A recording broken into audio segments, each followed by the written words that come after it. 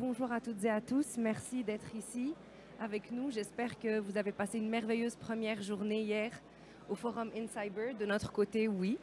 Puis on est heureuse de pouvoir commencer cette deuxième journée avec vous.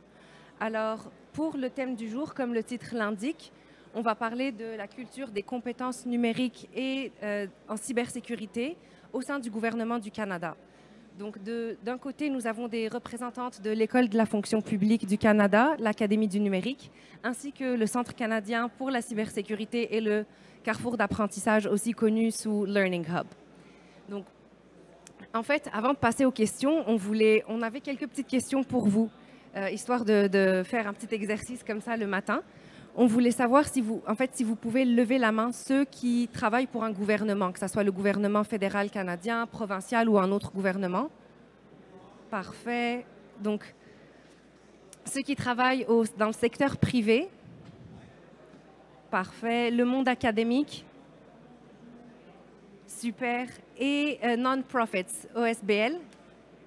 Super. Parfait. Donc, ça nous permet un peu d'apprendre à vous connaître. Là, on va passer à la première question. Donc, on va se concentrer à connaître les organisations, les missions et visions. Roxane, je vais commencer par vous. Donc, l'Académie du numérique de l'École de la fonction publique du Canada a été établie en 2018 d'un partenariat entre le Bureau du dirigeant principal de l'information et le Service numérique canadien. Pouvez-vous nous en parler et nous dire pourquoi est-ce que ça a été établi et quel est son rôle au sein du gouvernement du Canada? Oui, bien sûr. Merci, Aïcha. Donc oui, l'Académie avait été formée en 2018 entre le partenariat que vous avez discuté. Vraiment, c'était pour s'assurer qu'on était capable de développer les compétences et l'esprit numérique de tous les fonctionnaires, un peu afin d'être capable de responsabiliser autant nos équipes que nos employés en tant que tels. À l'époque, au début, il y avait 6 systèmes d'apprentissage qui avaient été un peu ciblés. Donc, le design, l'info nuagique, la culture agile, les technologies perturbatrices, les fondements numériques et les données. Donc, vous noterez qu'il y avait probablement un absent assez important de la liste à ce moment-là, qu'on a fini par inclure dans nos thèmes d'apprentissage un petit peu plus tard. Au début, vraiment, c'était de supporter l'initiative du gouvernement qui s'appelait Au-delà de 2020, qui était vraiment pour s'assurer que la fonction publique devienne une fonction publique outillée, inclusive, puis centrée sur l'utilisateur. La mission et la vision de l'Académie aujourd'hui sont encore vraiment axées autour de ces principes-là et ils soutiennent toujours les priorités et la vision stratégique du gouvernement dans le domaine des services et du numérique, donc une vision qu'on appelle l'ambition du numérique. L'Académie aujourd'hui a, comme je disais, toujours les mêmes thèmes, mais l'absent qui était au début de la liste des thèmes d'apprentissage, on l'a ajouté. Donc aujourd'hui, on a aussi la cybersécurité qui est un des points d'ancrage des formations de l'Académie du numérique. On veut vraiment fournir des compétences, de l'apprentissage, pardon, autour des compétences qui sont communes à tous les fonctionnaires pour s'assurer qu'ils puissent développer et concevoir des programmes et des services qui conviennent à tous les Canadiens. Et quelle progression avez-vous vue de ces compétences numériques pour les fonctionnaires du gouvernement depuis 2018? Bien, comme je le disais, on a ajouté l'absent, donc on s'est concentré à ajouter la cybersécurité vraiment dans les thèmes d'apprentissage. Mais réellement, ce n'est pas tellement l'évolution qui nous préoccupait, mais la nécessité, l'importance pour tous les fonctionnaires de reconnaître que les compétences dans le domaine du numérique, ce qui comprend la cybersécurité, c'est crucial. Puis on veut s'assurer qu'ils soient capables de reconnaître qu'ils ont un rôle à jouer. Donc, si on regarde par exemple la cybersécurité, on veut que chaque fonctionnaire puisse comprendre, reconnaître l'importance cruciale, le rôle qu'ils ont à jouer pour protéger les données et l'information du GC, mais leur système et l'infrastructure aussi. Donc là, on va passer au Centre canadien pour la cybersécurité. Karine, je me retourne vers vous. Donc le centre a aussi été fondé en 2018. Est-ce que vous pourriez nous parler de sa mission, vision et aussi du fait que c'est non seulement important auprès des fonctionnaires du gouvernement, mais aussi pour les infrastructures essentielles du Canada et la population à travers le Canada? Je vous passe le micro. Merci, Aïcha. Alors, premièrement, bonjour à tous, bonjour à mes copanélistes. Ça me fait vraiment plaisir d'être ici parmi vous afin de représenter le Centre canadien pour la cybersécurité. Alors, le Centre canadien pour la cybersécurité est l'autorité technique canadienne en cybersécurité. On fait partie du Centre de la sécurité des télécommunications, alors le CST, et on est responsable de l'un des 4 grands axes du mandat, soit la cybersécurité et l'assurance de l'information. On travaille étroitement avec plusieurs partenaires. La collaboration fait la force, alors des partenaires du milieu provincial, du milieu de l'éducation, l'infrastructure essentielle, des partenaires internationaux, mais aussi nos partenaires fédéraux comme l'École de la fonction publique. On est responsable de la gestion de cyberincidents ainsi que l'atténuation des conséquences. On est responsable de la protection de l'information électronique ainsi que de l'infrastructure du gouvernement du Canada. Alors, on développe et on déploie plusieurs technologies et plusieurs outils afin de défendre les réseaux et les systèmes du gouvernement. Par exemple, cette année, à l'aide de nos outils de défense automatisés, on a réussi à défendre les réseaux et les systèmes du gouvernement contre 2,3 billions d'activités malveillantes. Ça fait environ 6,3 milliards d'activités par jour. Donc, c'est beaucoup. On est aussi l'autorité nationale dans la sécurité des communications, donc ComSec. On fournit de la formation technique aux employés du gouvernement du Canada ainsi qu'à l'infrastructure essentielle. Et puis, finalement, on fournit des conseils et des avis simples et pratiques là, afin de protéger tous les Canadiens et Canadiennes en ligne. Donc, un travail vraiment important pour ces 2 organisations en termes de cybersécurité. Là, Karine, question de suivi pour vous. Comment est-ce que l'évolution du mandat fédéral au niveau de la cybersécurité a-t-elle mené au Centre pour la cybersécurité que nous connaissons aujourd'hui? Et comment est-ce que cette évolution est mise au profit des compétences numériques pour les fonctionnaires du gouvernement? Et je vous repasse. Merci pour cette question. Donc, l'établissement du Centre canadien pour la cybersécurité est le résultat de la stratégie nationale en cybersécurité et a fait l'union de 3 divisions venant anciennement de 3 différents départements fédéraux, donc Sécurité publique Canada, Services partagés Canada, ainsi que le CST. Cette convergence au sein d'une agence de renseignement a vraiment permis là, une meilleure vue d'ensemble des cybermenaces. Alors, on peut vraiment miser là, sur l'information qu'on reçoit de nos systèmes de défense, mais aussi de l'information classifiée qu'on reçoit du CST là, afin de fournir une meilleure protection globale. Mais les efforts n'ont pas commencé en 2018, surtout lorsqu'on parle d'amélioration de connaissances et de compétences en matière de cybersécurité. Et c'est là que j'aimerais parler un peu plus du Carrefour de l'apprentissage ou le Learning Hub. Le Carrefour de l'apprentissage existe depuis plus de 20 ans. C'est vraiment une ressource clé au sein de notre organisme qui aide à l'amélioration des connaissances et des compétences en cybersécurité. Le Carrefour de l'apprentissage offre un curriculum de cours qui passe de cours de base en cybersécurité à des cours techniques, à des cours avancés. Les conseils qui sont fournis à l'aide de notre formation viennent directement de directives, de politiques, de normes qui sont en vigueur au gouvernement. Alors, en termes d'évolution pour le Carrefour de l'apprentissage, plus de 20 ans passés, le curriculum de cours offert par le Carrefour de l'apprentissage comprenait environ une dizaine de cours en ComSec seulement, donc la sécurité des communications, donc plus axé envers les rôles de soutien en termes de sécurité nationale. Ensuite, le curriculum a évolué afin d'avoir des cours axés en termes de gestion de risque de la sécurité des TI.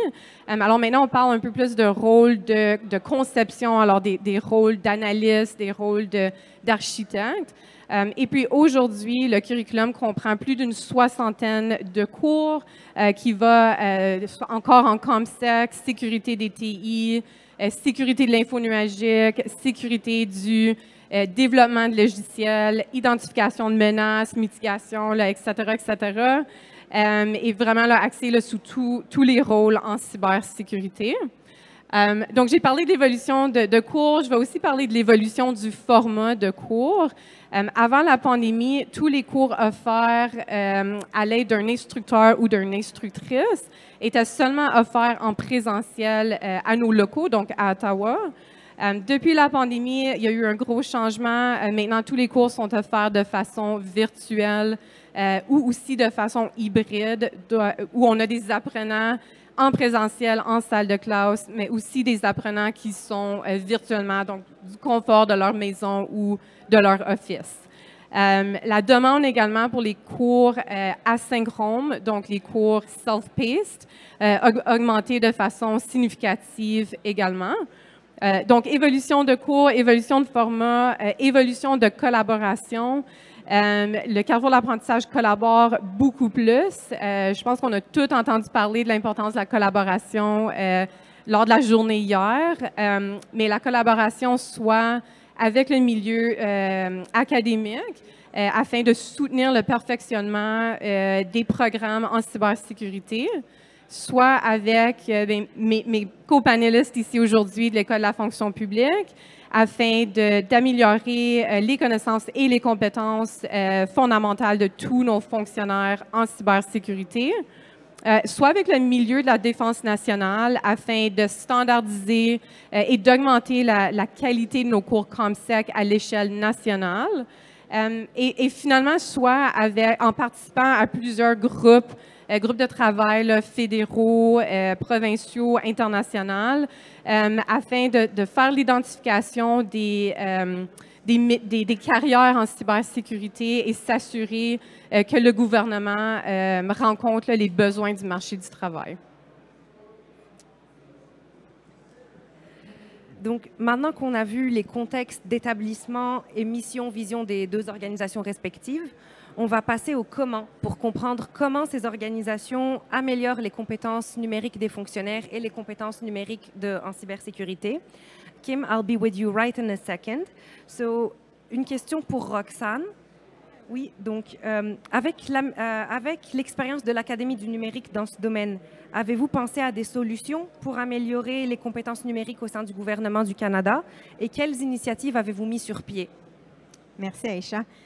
Oui, en fait, il y a quelques années, on avait, pour s'assurer qu'on comprenne vraiment les besoins de nos apprenants, lancé un sondage qui s'appelait « Influencer votre apprentissage ». Et ça nous a vraiment permis de connaître la différence ou la diversité qu'il y avait dans les niveaux de connaissances ou le niveau d'acumen qu'il y avait pour la culture numérique au sein des diverses organisations du gouvernement. Donc, on a vraiment utilisé ça pour faire comme un peu une identification des besoins d'apprentissage. Aujourd'hui, on continue encore dans la même veine. Donc, le sondage a peut-être 2 ans et demi environ. Et donc, pour s'assurer de toujours rester un peu courant, chacun de nos projets, quand on cherche à solutionner un problème au niveau d'un défi d'apprentissage pour le gouvernement, on va commencer par les besoins d'apprentissage, l'analyse des besoins. Et Kim va en parler un petit peu plus tard. On a aussi différentes sources d'informations. Donc, on a un comité consultatif au niveau de l'Académie du numérique qui est composé d'une vaste représentation des différents ministères du gouvernement fédéral.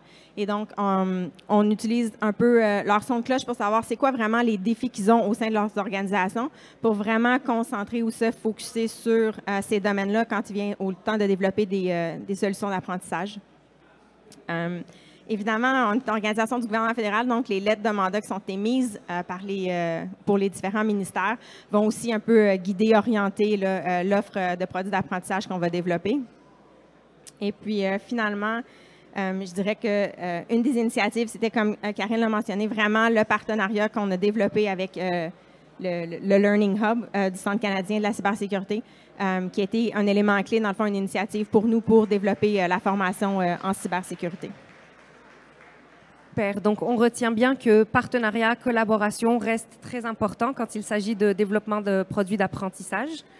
Kim, so now we're going to move towards the learning approaches and methods that are used to strengthen the digital cybersecurity skills and competencies for public servants. And a question for you is, as a learning experience designer, how is working for the Government of Canada, how is the Government of Canada working towards supporting the development of learning products in that context and supporting the cybersecurity workforce in the development of their skills?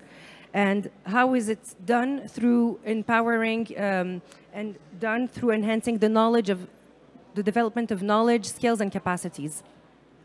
Thank you, Aisha. It's an honor to be here today. I will talk a little bit about how we approach the learning design, as Aisha mentioned. So as you've heard from my colleagues Roxanne and Karine already, there is an overlap in what our organizations do, and that's in our common core curriculum, in the 101 that we have for public servants when it comes to cybersecurity. So there are a number of really key elements that are helping us to develop really effective learning for our audience. First of all, we are highly collaborative. So the Cyber Center are our subject matter experts on cybersecurity, and we work along with, they also have designers, so we work very closely with their designers to collaborate on the learning that we're developing. For example, we have an online course that is in our course catalog, Discover Cybersecurity, that we've worked very closely on. And we also are very learner-centric. So one of the things that we did a number of months ago, about 18 months ago, is we got together with the two organizations and we said, okay, let's take a step back and let's do another learning needs analysis. We want to make sure we know what the needs of our learners are and that what we have to offer them actually meets those needs.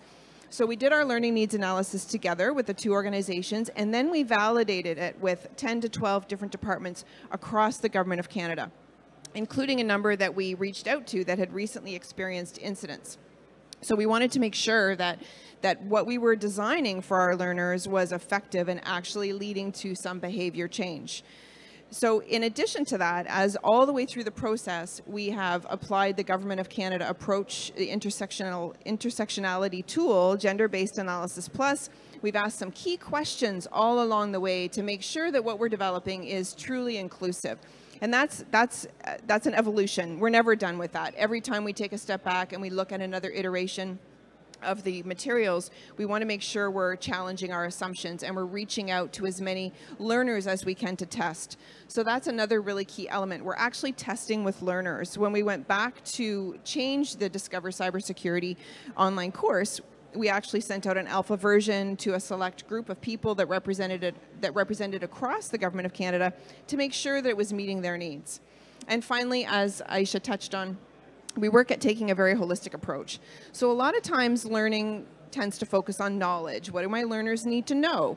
And we really wanted to make sure that we were addressing knowledge, skills, and attitudes. We can't forget about the culture piece, especially when it comes to something like cybersecurity. But we also wanted to make sure that we were imparting knowledge that was needed to change behavior. And that's where the skill part comes in. So we really worked at making it inclusive and approaching it from the knowledge, skills, and attitudes perspective. This process, you have to translate the knowledge into skills. How do you do that? And how do we know that what our learners clearly need? How do we know that? Yeah. This is the very challenging part of designing online learning in particular. How do you make sure that you're actually creating opportunities to apply knowledge? So when we went into our learning needs analysis, we focused very much on behaviors. What is it we need our learners to do when they're finished this learning experience? And I'm talking mostly about the online course right now, but we have other learning products as well. So this is an overall approach. What is the behavior change we're looking for? It's not enough that people are aware or that they understand. It needs to lead to behavior change. Otherwise, the learning isn't really effective. I'm sure you'd all agree. Having the knowledge in your head, not enough. You actually have to change behavior. So we, inside the learning product, we designed, what you typically see, some test your knowledge pieces and a quiz at the end, which allows the learner a chance to test their own knowledge to make sure they're actually grasping the concepts. In addition to that, we have some applied learning inside the learning product where people, instead of the learner just kind of reading, they actually have to match different definitions. So it deepens the learning and it demonstrates an understanding and an ability to make those decisions, not just the understanding, but to choose the right path. We also, as I mentioned already, we tested with learners. So we looked at their perception, but we also looked at the test scores. So at the end of the learning, how are they doing? Are they answering the questions correctly? And this is a part that we're really excited about, is we're actually going to be developing a scenario-based course that follows up, or it's not really a course, but a scenario-based learning experience that's going to follow up. It's going to be a follow-up to the online course, which will actually take the skills and the attitudes and the knowledge from the course, design them into a scenario so that people are actually having to make choices and demonstrate that they actually would make the right choice and change their behavior based on the learning experience. And while applying all of that, you developed several learning products.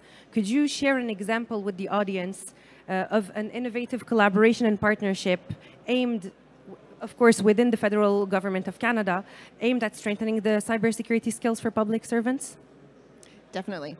So I touched already on the importance of collaboration. This is essential, and often we do a good job, pretty good job of collaborating inside our own organizations, but even inside our organizations we can have silos. But reaching out and working across government departments can be more challenging. Like, different departments can have very different approaches to how they do their business. So we worked really hard together with the Canadian Centre for Cybersecurity to develop an excellent working relationship where we collaborated on these learning products. So that's an essential part, and it shouldn't be innovative, but unfortunately it is a little bit innovative. And then reaching out across the Government of Canada to test with our learners. We're really trying to do that more and more often. But we have a huge target audience. We have over 400,000 public servants coming from very different baselines, very different kinds of jobs. So we want to be able to test with it with a cross-section as much as we can. When we did our learning needs analysis, we also did a gap analysis. Once we had sorted out what our expected behaviors were, we took a step back and we said, okay, what's missing? What are we not addressing through our suite of learning products between the two organizations? And we realized that we weren't paying enough attention to the impact of individual behavior. And this is a big one. We're seeing perceptions coming back to us in surveys. Well, that's an IT job. Cybersecurity, that doesn't have anything to do with me. So we really wanted to create an experience that would remind people, yes, what you do does matter. So we actually developed 3 micro-learning videos. They're less than 3 minutes each, and they're different characters. Each one's a different character, a fictional character, and they make a mistake that has some fallout. So we've embedded those into the new version of the online course, but we're also actually using those videos more as a standalone. And Aisha has just penned an article that will be posted very soon on our Bus Rides platform, which is available to the public, busrides.ca. So we're actually bringing the video, pulling it into that article to actually highlight the importance of individual behaviors. And we're also working on, I mentioned the scenario-based micro course, but we're also working on a virtual cybersecurity escape room that we're quite excited about. Aisha and I threw together a prototype last year for Cybersecurity Awareness Month, and it landed really well with people. So we're actually now developing it with our web developers into something that's a little prettier, for sure, more immersive, and will be formally in our catalog. Also, just as a reminder for public servants for the Government of Canada present here, you can access both websites, Canada School of Public Service, to access the learning catalog, and same for Canadian Centre for Cybersecurity. Donc, Karine, je reviens vers vous. De votre côté, est-ce que vous pouvez nous donner un exemple des programmes et ressources développés par le Centre, et que ce soit pour contribuer directement aux compétences numériques du gouvernement ainsi que pour la population du Canada? Absolument. Alors, merci. Très intéressant, Kim. Je veux juste amplifier un peu ce que Kim a mentionné en termes de notre collaboration pour améliorer les connaissances là, et les compétences de tous les fonctionnaires. Notre partenariat là, est vraiment un partenariat qui est win-win, où on se complémente très bien et on peut vraiment se fier sur un et l'autre.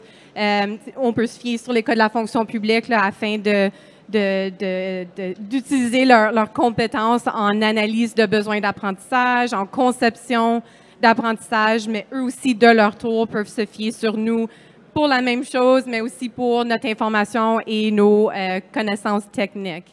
Alors, j'ai déjà parlé du Carrefour de l'apprentissage, donc je ne vais pas en parler encore, mais il y a un curriculum de cours qui est offert à tous les fonctionnaires et on travaille très, très étroitement avec l'École de la fonction publique. Le Carrefour de l'apprentissage a aussi développé un guide qui s'appelle le Cadre de compétences en matière de cybersécurité. en anglais Cyber Security Skills Framework. Ce guide illumine vraiment là, tous les rôles en cybersécurité, parle des compétences, parle des attributs souhaités et comment ces rôles vraiment complémentent là, le besoin dans le marché du travail. Donc, ce guide. Ensuite, on a aussi un programme où le Carrefour de l'apprentissage travaille très étroitement avec le milieu de l'éducation, donc les institutions postsecondaires. On fait des analyses sur les programmes et les cours en cybersécurité. Alors, on peut regarder soit aux nouveaux programmes, nouveaux cours, ou aussi des programmes, des cours qui existent déjà, afin de fournir là, des commentaires sur les programmes. L'année dernière, on a complété 22 analyses de programmes et de cours. Donc, Carrefour de l'apprentissage, j'aimerais aussi parler de notre initiative, notre campagne de sensibilisation Pensée cybersécurité, donc Get Cyber Safe, pour ceux d'entre vous qui connaissez ça. Donc, Get Cyber Safe ou Pensée cybersécurité est une campagne de sensibilisation nationale qui est vraiment visée là, sur tous les Canadiens et toutes les Canadiennes afin d'augmenter la résilience, la sécurité en ligne. Cette campagne est menée au nom du gouvernement du Canada par le CST qui est aidé, outillé par son Centre canadien pour la cybersécurité. Et puis, en effet, c'est le mois de la sensibilisation à la cybersécurité, ce mois d'octobre, donc tous les mois d'octobre. Et l'équipe derrière Pensée cybersécurité développe plein d'activités thématiques et donne plusieurs présentations là, à l'échelle du Canada. Le site web aussi, Pensée cybersécurité, offre plusieurs ressources et informations dans différents formats, soit des vidéos, des infographiques, sur plein de différents thèmes, l'hameçonnage, l'authentification multifactorielle, la sécurité des Wi-Fi, etc. Donc, définitivement un bon outil pour tous les Canadiens et Canadiennes. Roxane, je vais revenir vers vous sous peu, mais je vais commencer par une question, oui, avec Kim. Yeah. No worries. So a lot of people in this field are hearing about the digital competencies, especially within the public service. Could you tell us about that? And how do they relate to cybersecurity? And if you could tell us also about the efforts that are deployed around the digital competencies. Definitely. So our central agencies at the Government of Canada are doing some work around skills at the moment, and they are developing digital competencies for Thank you. They are developing digital competencies for all public servants, and we're very involved in that. Both organizations are involved in that really important conversation. So we are ensuring that cybersecurity vigilance is included. So at the moment, it is its own digital competency, and there's some discussion about should it be its own, should it be part of digital responsibility. But what's really important is that we're part of that conversation. It's happening across the Government of Canada, and we are ensuring that that cybersecurity vigilance is front and center in terms of digital competencies for all public servants. So you can probably guess what side of that discussion we're on, that it should be its own competency, because we're still seeing issues with public servants saying, not my job, I'm not an IT specialist. So we're really working towards that. And at the same time, at the Digital Academy at the Canada School of Public Service, we're already starting to map all of our learning products to the draft digital competencies to make sure that our learning products are meeting all of the learning needs that our public servants, our target audience, has. That everyone that's attending the InCyber Forum definitely would agree that cybersecurity learning products are important and much needed. So, oui. Roxane, je reviens vers vous. Est-ce que vous pourriez partager un exemple d'approche prévue pour renforcer ces compétences numériques? Oui, merci Aïcha. Donc, on le disait, hein, il y a beaucoup de collaboration, mais il y a aussi, Kim l'expliquait, on est vraiment axé sur un processus qui est itératif. Donc, un de nos cours, un de nos volets d'apprentissage, c'est vraiment la gestion de produits puis la culture agile. Donc, vraiment axé sur l'idée qu'on doit faire de l'itération. Donc, on commence vraiment toujours petit avec un prototype, comme Kim l'expliquait, qu'on va tester. On va prendre la rétroaction des apprenants et vraiment faire les modifications pour s'assurer qu'on atteint l'objectif qui est ciblé par le produit. Puis, on va répéter ce cycle d'apprentissage-là aussi longtemps que nécessaire pour vraiment arriver à une version finale qui va répondre aux besoins des apprenants puis qui va nous aider à solutionner les problèmes liés au numérique pour le gouvernement. Une des choses qu'on a faites avec ce processus-là, c'est qu'en septembre, on a lancé la nouvelle cohorte du programme de l'accélérateur. Donc, c'est vraiment un programme qui est visé sur l'expérientiel et la mise en application des compétences, mais dans le milieu propre à l'apprenant. Donc, c'est des équipes qui sont à travers le gouvernement, qui arrivent avec un problème à solutionner. Et puis, on les invite à passer à travers le processus de conception pour identifier leurs problèmes, vraiment aller à la découverte et ensuite explorer avec le prototypage une solution et de faire les tests et l'itération pour vraiment avoir une solution à la fin. Donc, vraiment, l'Académie, ce qu'on essaie de faire, c'est de mettre en pratique nous-mêmes les principes et l'apprentissage qu'on essaie de donner à tous les fonctionnaires. Et donc, on a une équipe de gens de l'Académie qui fait partie du programme de l'accélérateur et qui est en train, justement, en ce moment, d'explorer au niveau du leadership numérique pas le prototype, mais le processus de conception. Et à ce moment-ci, on est en train de faire la découverte, de voir qu'est-ce qu'il y a déjà dans le gouvernement, dans les autres ministères, en termes d'apprentissage de leadership numérique, pour vraiment être après capable de comme se recentrer et d'avoir un produit qui va vraiment rencontrer les besoins des apprenants. Et ce qui est un peu pertinent avec le thème d'aujourd'hui, c'est qu'on veut s'assurer que dans les programmes de leadership numérique, il y a un volet de cybersécurité. Donc, en ce moment, ce qu'on remarque, c'est que vraiment, c'est plus axé sur l'esprit numérique, ce qui est super important, mais il manque l'espèce de couche transversale de la cybersécurité qui devrait être présente dans tous les produits de leadership numérique. Et là, on va passer au défi parce que c'est bien beau, on développe des produits, on développe des projets, des processus, mais comme toute chose, il y a toujours des défis. Et avec ces défis aussi, il y a des solutions. Donc là, je vais commencer par vous, Kim. Could you tell us about what have been the obstacles and the challenges that you met when developing the cybersecurity learning products? Thank you, Aisha. So 2 of them I mentioned already, and one is culture change. So we really need to impart the message and underscore the message that it's all of our responsibility, which I know I'm preaching to the choir on here, but all of our public servants don't necessarily understand that. So that's really important, and that is also connected to the fact that we have a very large and diverse audience, everything from police officers to policy analysts to people working on Coast Guard ships to to many, many others. So many diverse jobs in the government of Canada. And then another one that's a challenge, many of you may have heard of the economy of attention. So we are dealing with modern learners that are overwhelmed, they're distracted, and they want their learning right now when they need it. So we're looking at how can we create learning experiences that are available to our learners in the flow of their work. So dealing with the modern learner is a really critical part of it as well. And then finally, human behavior.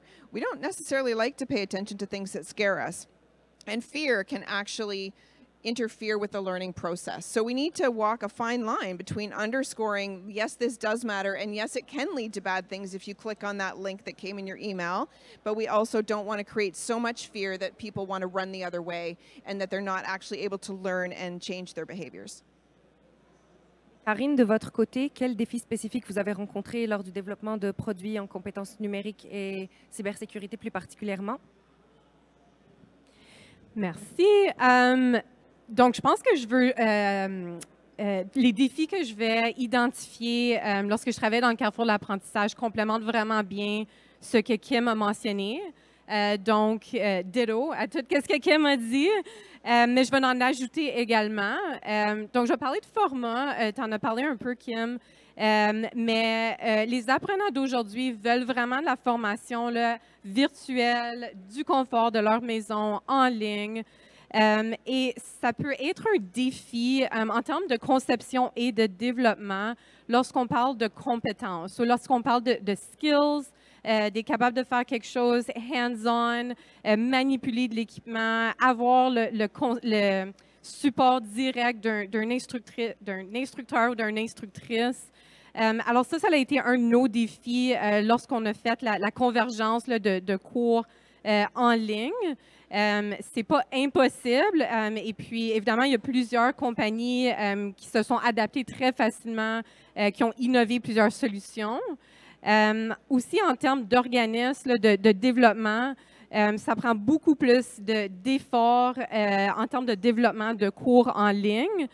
Pour vous donner une idée, là, basée sur mon expérience, développer un cours en présentiel pouvait prendre environ 3 à 4 mois, tandis que développer un cours en ligne peut prendre environ 1 an, 2 ans, puis j'ai déjà vu 3 ans. Donc, ça peut prendre beaucoup, beaucoup plus de ressources et de temps. Donc, format, je vais aussi parler de l'évolution technologique et l'évolution des cybermenaces. Donc, évidemment, c'est toujours en évolution. Donc, si on développe un cours en cybersécurité, on ne peut pas prendre le cours, le mettre sur l'étagère. On doit vraiment l'évaluer, le maintenir constamment. Donc, encore des ressources pour faire cette évaluation-là et la maintenance de cours. Et puis, finalement, nos instructeurs et nos instructrices. Donc, c'est assez difficile de trouver quelqu'un qui a l'expérience technique, l'expérience en cybersécurité dans un milieu opérationnel, mais qui a aussi l'expérience en matière d'andragogie avec la livraison de cours et puis la facilitation. C'est comme chercher une licorne dans une écurie. C'est difficile, mais c'est pas impossible. Peut-être trouver une licorne, oui, mais donc, en termes de solutions, habituellement, on recherche des individus, des gens qui ont l'expérience opérationnelle en cybersécurité, et ensuite, on leur offre la formation en formation. Une belle métaphore avec la licorne, je vais garder ça en tête. Donc là, Roxane, je me dirige vers vous. En général, quels sont les défis rencontrés quand vous développez les différentes compétences en numérique pour les fonctionnaires? Oui, donc je ne vais pas répéter ce que Karine et Kim ont déjà dit. It's on? OK. I wasn't sure it was on. Mais oui, un des défis, en fait, c'est que comme on est un organisme fédéral, on doit s'assurer d'avoir une qualité équivalente dans nos produits, autant en français qu'en anglais. Donc, de respecter la loi sur les langues officielles. Et dans le domaine du numérique, particulièrement en cybersécurité, il y a vraiment une grande différence dans la quantité et qualité des ressources qui sont disponibles. C'est beaucoup plus facile en anglais qu'en français. Donc, il y a souvent du temps et des ressources qui doivent être mis pour s'assurer qu'on puisse vraiment atteindre cette équivalence dans la qualité de notre matériel puis de nos cours. Je dirais que l'autre chose, c'est, on en a beaucoup parlé, il y a la collaboration est importante. Un des défis, c'est vraiment de briser les silos. Donc, même à l'intérieur de l'École de la fonction publique, souvent, ça va être de s'assurer qu'on est capable d'établir une collaboration, de faire un petit peu un pont entre les différents secteurs parce que, comme on le disait, la cybersécurité, c'est un domaine qui est transversal, donc ça ne s'applique pas juste à nous, c'est pas juste dans nos cours. Donc, c'est d'aller établir les ponts avec le secteur, disons, du leadership, la formation pour les gestionnaires, s'assurer qu'il y a un volet qui est ajouté dans ces cours-là pour parler du rôle que les leaders doivent jouer en matière de cybersécurité. Et donc, ça, c'est quelque chose sur lequel on travaille vraiment tous les jours. Avant de passer à notre dernière question, je veux juste dire que dans un très court moment, on va passer à la session des questions-réponses. Donc, vous pourrez poser vos questions, que ce soit en français ou en anglais. You'll be able to ask questions in either English or French. Donc, les leçons apprises et les meilleures pratiques que vous voulez partager avec notre audience ici. Kim, I'll start with you. What have you learned and when working on this that you'd like to share with the audience, something that they'd keep in mind? Absolutely. So I've been a learning experience designer for over 25 years now, and what I'm learning right now is the importance of making our learning learner-centric and taking a much more agile approach. So frequent iterations of increments, getting value out to the learner quickly, knowing who our learners are and actually testing with our learners. So for me, that's a big one, is really engaging with your learners as early as you can in the design process to make sure that we're meeting their needs. Roxane? Oui, je pense que je fais un petit peu écho à Kim. En fait, pour moi, c'est vraiment parce que les problèmes d'apprentissage dans le domaine du numérique, c'est des questions simples, mais c'est des problèmes complexes. Il n'y a pas de solution parfaite. Comme Kim l'a dit, il y a vraiment différents défis avec nos apprenants, puis on a une audience d'apprenants qui est vraiment très large et très diversifiée.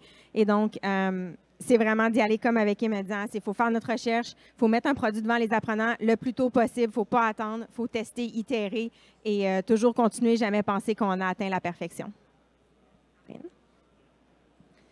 Merci. Donc, je ne vais pas répéter, là, mais absolument, travailler de façon agile, puis s'éloigner un peu là, de la méthodologie ADDIE.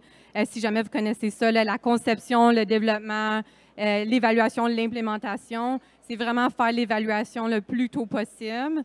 La collaboration aussi, en termes d'organismes qui développent la formation en cybersécurité, je pourrais assigner le même problème ou défi de performance à 2 conseillers ou conseillères en apprentissage et les 2 personnes reviendraient avec 2 solutions différentes.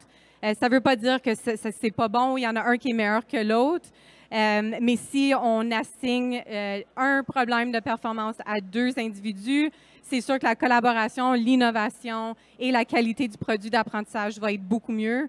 Donc ça, c'est une des leçons apprises que nous, on a eues au Carrefour de l'apprentissage. Super. Donc, jusqu'à présent, j'ai monopolisé les questions. Là, c'est à votre tour. Est-ce qu'il y a des questions, que ce soit en anglais, français? Any questions?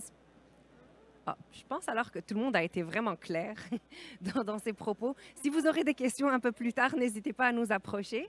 Mais donc, before closing it off, what would be one short key takeaway that you'd like the audience to keep in mind, let's say, in a week from now? Donc, quelque chose que l'audience pourrait garder en tête dans une semaine, un mois. Qui veut, cette fois-ci, je donne la parole. Qui veut commencer en premier? Mais je dirais, je vais y aller en anglais, mais je dirais juste de notre perspective de l'individu lui-même, be a lifelong learner. Je pense que tout le monde ici est probablement déjà vendu à cette idée-là, mais c'est de le faire nous-mêmes pour vraiment encourager les autres autour de nous à faire la même chose. Know who your audience is. If you're developing learning, make sure that you work with the learners themselves ideally, but certainly with people that know the audience. Because as subject matter experts, which I'm sure many of you are, it's really important to shape that information to then lead to behavior change and to present the material in a way that your learner is able to absorb it. Karine?